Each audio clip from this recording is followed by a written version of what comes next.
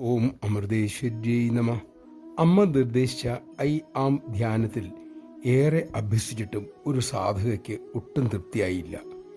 താൻ ഒട്ടും പുരോഗമിക്കുന്നില്ലെന്ന് അവർക്ക് തോന്നി. എത്ര ശ്രമിച്ചിട്ടും അമ്മ പറയുന്നൊന്നും ഭാവന ചെയ്യാൻ അവർക്ക് കഴിയുന്നേയില്ല. ഒരിക്കൽ അവസരം കിട്ടിയപ്പോൾ അവർ അമ്മയോട് ഈ ധ്യാന പരിശീലനം നിർത്തിക്കോട്ടെ എന്ന് ചോദിച്ചു.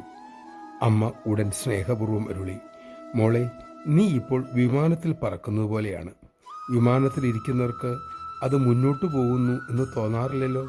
പക്ഷെ സത്യത്തിൽ അതിവേഗം മുന്നേറുകയാണ് താനും. നമഃശിവായ. സാധനയുടെ പുരോഗതി നാം നോക്കേണ്ടതില്ല, ചിട്ടയായി അത് അനുഷ്ഠിക്കുക തന്നെ ചെയ്യൂ.